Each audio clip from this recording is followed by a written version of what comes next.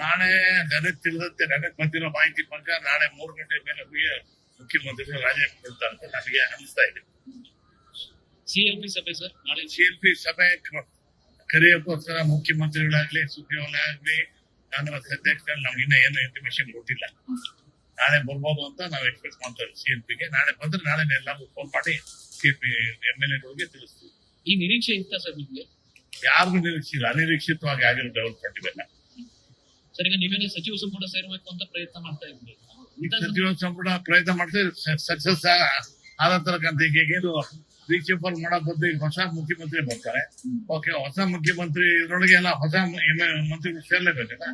ಅದ್ರೊಳಗೆ ನಾವೆಲ್ಲ ಸೇರ್ಕೊಂತೀವಿ, ನಮಗೂ ಸೇರ್ಸ್ಬೋದು ಅಂತ ನಾವು ಆಸೆ ಇಟ್ಕೊಂಡಿದ್ವಿ. ಈ ಹಳೆ ತಂಡನೇ ಮುಂದುವರಿಸಬೇಕು ಅನ್ಸುತ್ತೆ ಸರ್, ಅದು ಕಂಪ್ಲೀಟ್ ಚೇಂಜ್ ಮಾಡಬೇಕು? ನನ್ನ ಪ್ರಕಾರ ಹಳೆ ತಂಡನ ಒಂದು 15-20 ಜನಕ್ಕೆ ಚೇಂಜ್ ಮಾಡ್ತಾರೆ ಅಂತ ಅನ್ಸುತ್ತೆ. ಅಲ್ಲ, ಮಾಡ್ಬೇಕು ಅಂತಾನೆ ಮಾಡ್ತಾರೆ. ಮಾಡ್ಲೇಬೇಕು, ಇಲ್ಲ ನಮ್ಗೆ ಜಾಗ ಸಿಗಲ್ಲ. ಖಾಲಿ ಜಾಗ ಅಂತ ನಮ್ಗೆ ಸೀಟ್ ಸಿಗೋದು. ಖಾಲಿ ಮಾಡ್ಲೇಬೇಕು ಅಂತ ನಾವು ಹೇಳ್ತೀವಿ. ಹೊಸ ಮುಖ್ಯಮಂತ್ರಿಗಳಿಗೆ ನಾವು ಒಂದು ಅರಿಕೆ ಏನಂದ್ರೆ, ಯಾರೇ ಹೊಸ ಮುಖ್ಯಮಂತ್ರಿ ಆದ್ರೂ ಕೂಡ ಅದೆಲ್ಲ ಕನ್ಸಿಡರ್ ಮಾಡ್ಬೇಕು, ಹೊಸ ಆದ್ಯತೆ ಕೊಡಬೇಕು.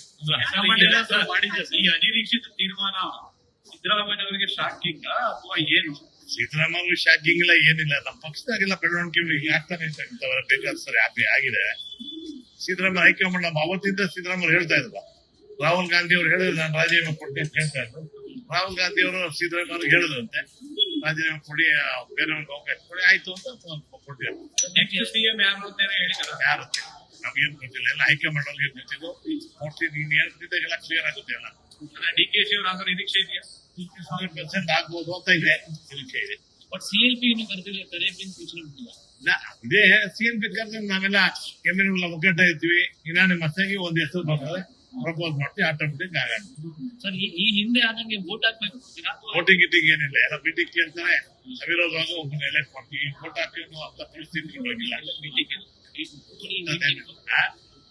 ವೋಟಿಂಗ್ ಪರಿಸ್ಥಿತಿ ಇಲ್ಲ. ಮೀಟಿಂಗ್ ಕರಿತೀವಿ, ಅವಿರೋಧವಾಗಿ ಎಲ್ಲ ಸಪೋರ್ಟ್ ಮಾಡ್ತೀವಿ, ಒಬ್ಬನ ಒಳ್ಳೆ ನಾಯಕನ ಎಲೆಕ್ಟ್ ಮಾಡ್ತೀವಿ. ನ್ಯೂಸ್ ಫಸ್ಟ್, ನಿರ್ಭೀತಿಯಿಂದ ನಿಮ್ಮ ಪರವಾಗಿ.